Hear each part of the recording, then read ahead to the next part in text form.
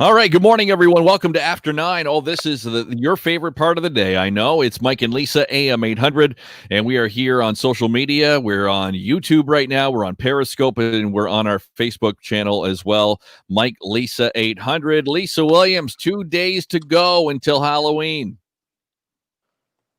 Yeah, I'm ready. I'm good to go. Actually, I'm not. I don't have my candy yet, but that is bought. I will either buy that Friday or Saturday, and I don't care what's left. I just don't want to eat it. I don't want to be tempted by it. I don't want it hanging out in the house. I see. Okay. I want it gone. Gone. Get rid of that stuff. Get rid of that stuff. Okay. Well, hopefully you'll get rid of it, whatever you buy. Why don't you buy something you don't like? Yeah, that would make sense. But just in case. just in case. You want to indulge. Well, and I'm pretty good. I'm a pretty good eater during the week. And I've stopped my wine drinking during the week too, which was a big deal. Because during the pandemic, that's kind of what got me through. And it's like, you can justify it, right? Well, it's pandemic. I should be able to have a glass of wine every night. And so now that's stopped. So weekends are kind of free for all, at least Friday evenings and Saturday evenings. So Saturday being Halloween, maybe I can indulge a little bit in a few chocolate bars. So I'll make sure there's some there for that. But yeah, the rest of it's going to go for sure. Oh my God. Okay. Well, look at this this morning, Brenda. Morning, Mike and Lisa from England. Have a great day. Is that Brenda Tinker? It is Brenda Tinker. Yeah. She's been over there a long time and always listens to us from over there, originally from here. So yeah, hi Brenda. Thanks for tuning in. That's awesome. Yeah, absolutely. Listen. Yes. Apparently, we argue, couples do, over the same things over and over in our relationships. Oh, it's like an old bit. Oh my gosh. I want you to tell me, and I'll divulge to you which ones Craig and I have, and you can tell me which ones you and Kelly have, okay? Like, okay. It's they're insignificant little things, it seems, but they're always coming up over and over again. They're like annoying conversations, okay? So here we go. Let's do like the top 8, and I'll start with 8. Holiday plans. What are we going to do for the holidays? Who are we going to spend time with? Do we have to spend that much time at that house when we got this plan? Does that ever come up in your conversations? It certainly does. Yes. Okay.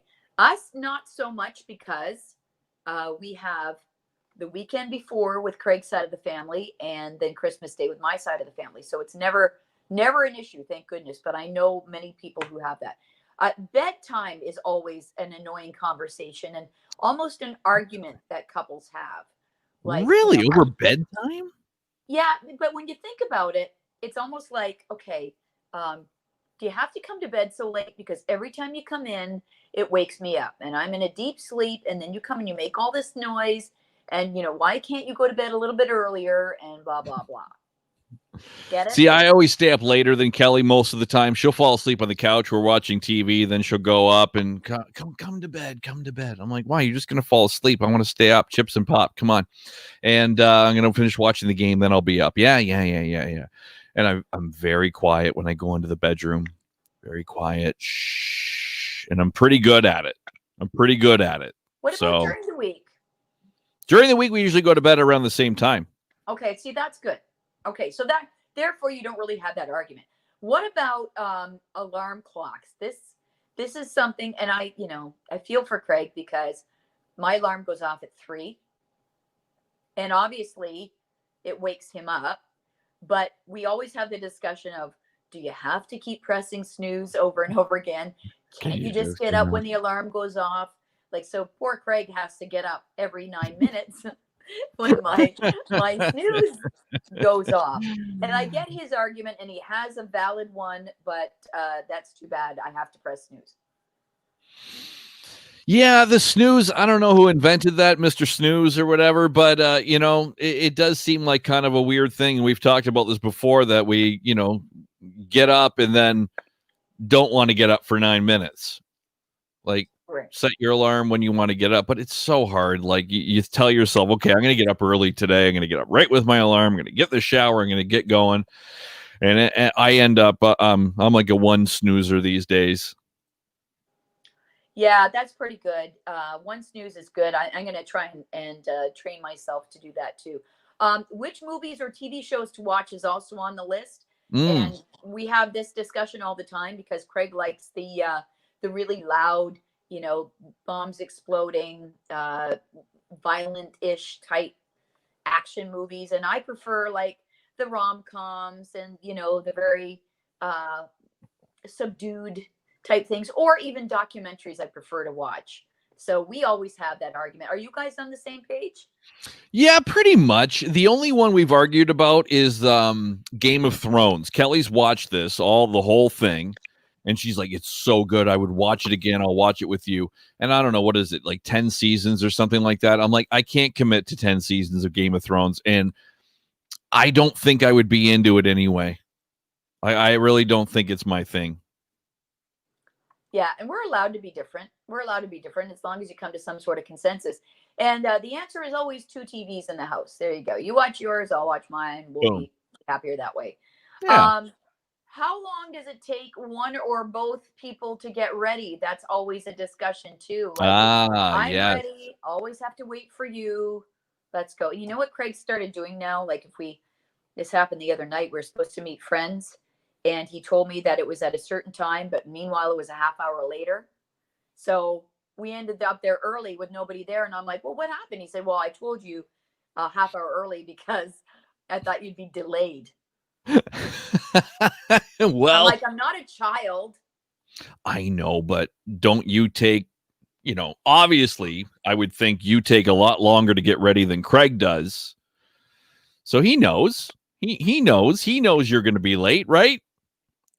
I'm not late, though. I'm not. You're not? You sure?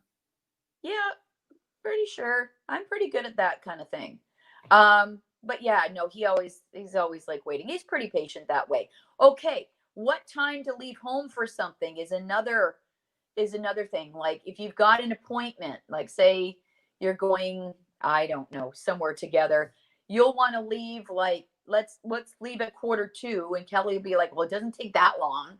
Yeah. We only have to leave, we can wait another 10 minutes. Yeah, it's opposite actually. I'm like, we don't have to go at that time. And I find when you get older, because I'm seeing this from my parents now, my dad will be like, oh, can you drive me to my appointment at 9, pick me up at 8? I'm like, Dad, it's at that hotel due. It's like 10 minutes. It's 15 minutes most. I'm going to drop you off at the door. We don't have to leave at 8 o'clock.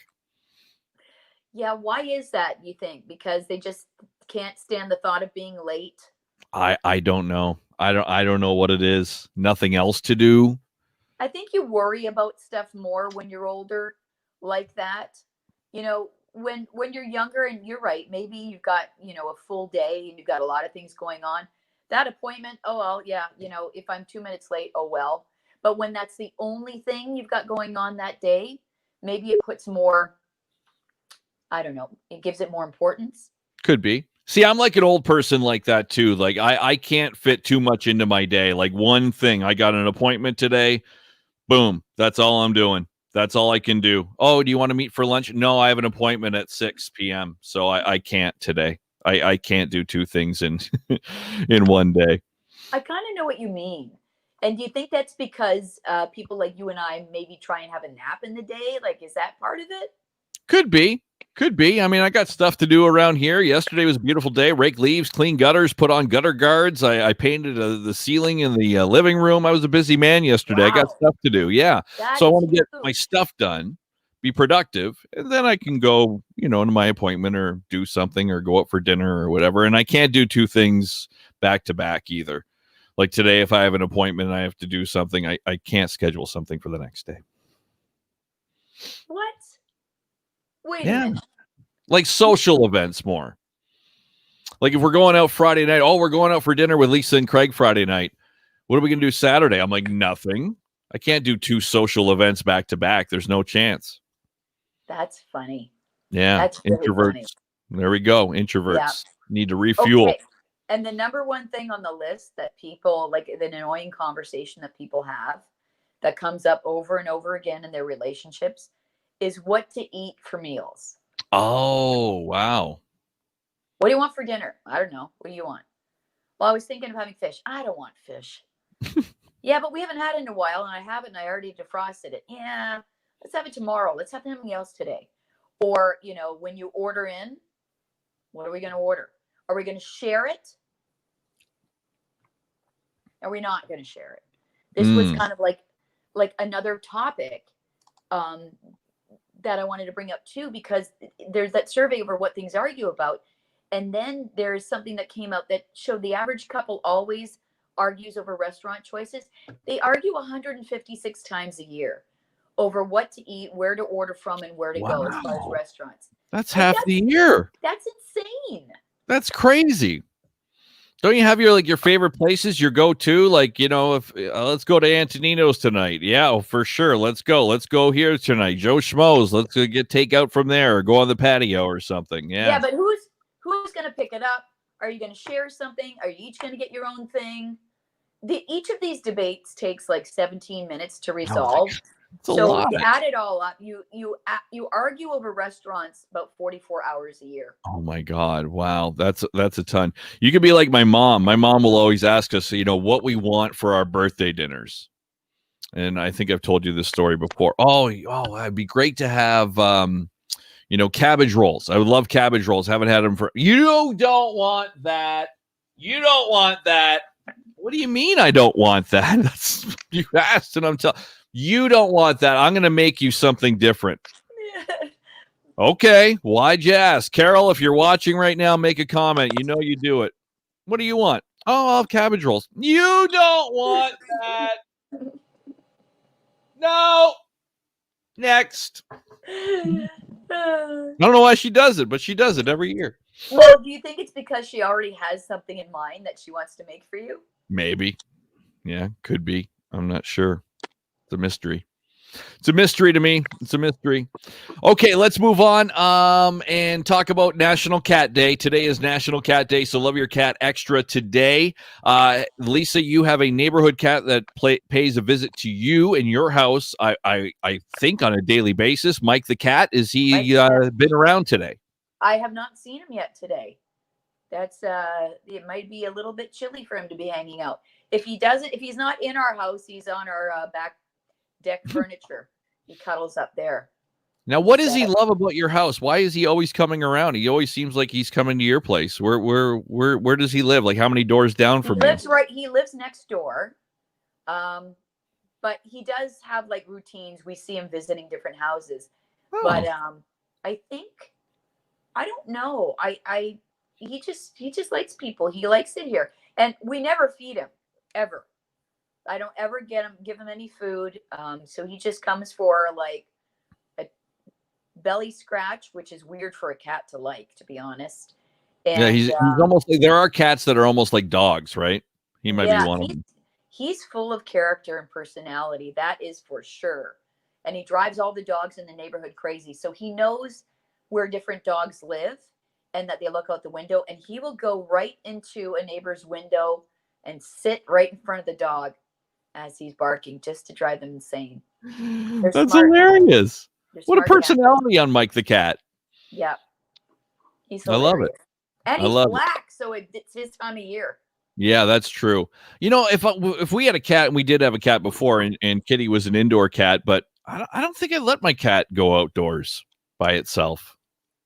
I think Mike might have started out as a feral cat. He was adopted from the Humane Society, and I think he's got that wildness in him that, I think I can't imagine him not being an outdoor cat. Okay. How would he visit? He's a hunter. Yeah, that's right. How would he? It's amazing to me that cats, though, can run out in the wild and find their way back home. Unlike dogs who, like, if they get out, they're lost and you got to find them. It's Yeah, isn't that funny? crazy to me that can happen. Yeah. Yeah, it really is. Okay. It really is. National Cat Okay, Day, everybody. what's next? Yeah, happy National Cat to all the kitties watching this morning. Hey, how you doing? Mike the Cat and all your friends. There you go. Okay, very good. Nothing else on your list? Yeah, let's do this one. Speaking of Halloween, which we weren't. Okay. We are now. They talk about that candies with the highest trade value. Do you remember going trick-or-treating with your brother?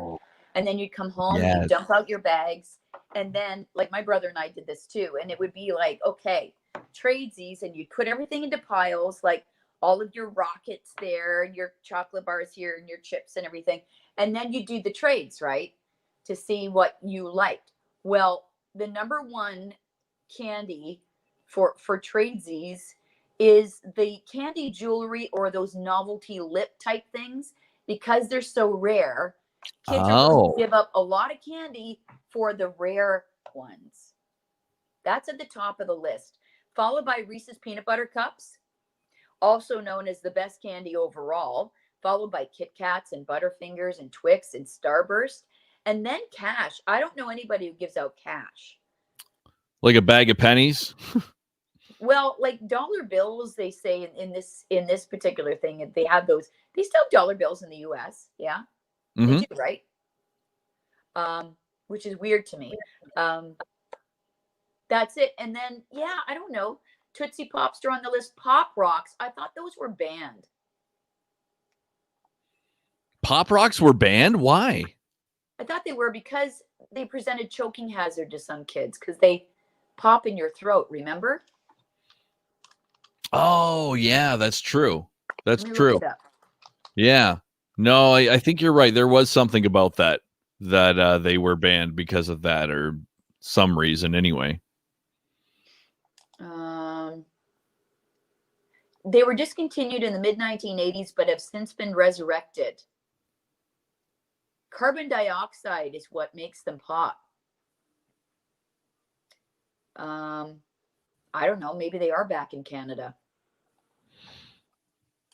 Yeah, you don't see anything about the ban of the Pop Rocks? Somebody said they were banned 6 years ago, but I don't know. We'll see if we see any this year. I haven't seen any in stores. So there you go. Halloween candy, the tradesies factor. Anne Marie says they're still around, those Pop Rocks. Oh, yeah? Yeah, so I guess you can get them. Why don't you go buy those for the kids this holiday? No kidding. This Halloween holiday, whatever it is. I don't know if it's a holiday, but it's not really, is it? No, not really. It's a day. It's a special day. It's not really a holiday. Holiday's like Thanksgiving or Christmas or whatever. Halloween's just a stupid day or whatever. So, okay. Well, that's cool. Celebrate Halloween. Mitch says Fun Dip. Oh, yeah. Did we talk about Fun Dip just a few weeks ago here? Just pure sugar with a sugar stick that you stick it in and lick the sugar. That's a great treat. That's fantastic. So, I know you've been in the Detroit Free Press Marathon before, right? You've trained for that and been in that. The big marathon, like really of the entire world, is the Boston Marathon. It has been postponed now until the fall of 2021. So it's going to be like a year now until we see the Boston Marathon because of the coronavirus, of course. So, boom, there you go. Another event that is been added to the coronavirus victim list. I think people will be happy that it's not just moved to a virtual race, because that's what happened with the Detroit Free Press International Marathon this year. It was virtually, so you could sign up and get all your gear, but you had to run it on your own basically and then enter your own time. Oh, that's no fun. Yeah, but I guess it's better than canceling it altogether. But nice to see that they've just moved the Boston Marathon. I think people would be happy about that. We'll see what happens, right? Yeah, I guess so. But that's the word anyway. I can't see them going to a virtual thing for the Boston Marathon. I don't know. It's just, I don't know. It feels different than the Free Press Marathon. It just feels like, that is the one, right? So I think that's one of those things that, I don't see them going to an online deal this year. So I don't know. We'll see.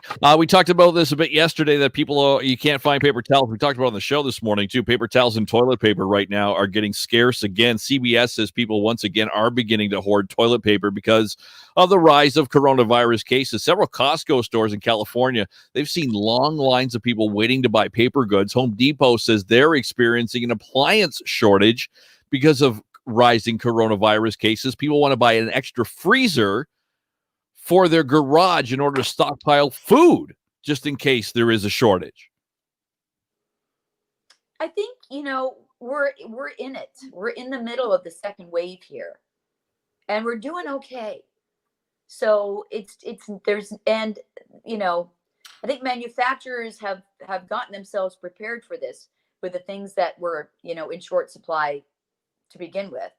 So I don't know. Everybody relax. Is that what you're saying? I paid $9 yesterday for 2 big rolls of paper towels, which is ridiculous. $9. Wow. $9. And they did have some on sale at Shoppers, but those were gone in a flash. And I just needed to pick up some paper towels. So I'm like, oh. And the girl at the cash said, I just want you to know these are $9. I'm like, are they really? Holy cow. And then I said, well, I need them and I don't feel like going anywhere else, so I'll buy them for now. I thought somebody had a good suggestion this morning on our show on AM800, the fact that I'm looking for a solution to the paper towel thing. I hate buying them and then putting just throwing them in the garbage. And then somebody said you can get at Costco for $14.99. You get like 70 something microfiber rags. And you can get those, use them, wash them, boom, and then they're reusable. Well, I think I might go get some of those. It depends what you use paper towels for, right? Like, true, yeah. If some people use them, to put over their food in the microwave so it doesn't splatter or whatever. I don't think you could do that really with all the microfiber stuff. I don't know. We actually have this plastic thing, Tupperware thing, that goes over a plate and it like expands to go up or down depending how tall your food is, I guess, and how wide your plate is. And that has little holes in it or whatever, and then it does the same deal. It keeps your microwave clean. Awesome. That's a good idea. But then you have to wash it. Well, there's that, right? I mean, that's the give and take of stuff like that. Do you go disposable and pay for it all the time and it's convenient, or do you buy stuff that you can wash and reuse and all that stuff? I don't know. Whatever saves you more money is where I'm at. So. I got to show you something. Okay, Lisa's going to go get us something. And hey, tomorrow, by the way, on AM800, we have a Halloween tradition that we do on the show every single year. I think we've done this like I don't know, whatever it is, 18, 19 years that Lisa and I have been hosting together. And we will play, because people have been asking, the Jerry Seinfeld Halloween bit tomorrow on the show. So tune in. It is so funny if you've never heard this before. And even if you have, you'll find it funny. It's so good.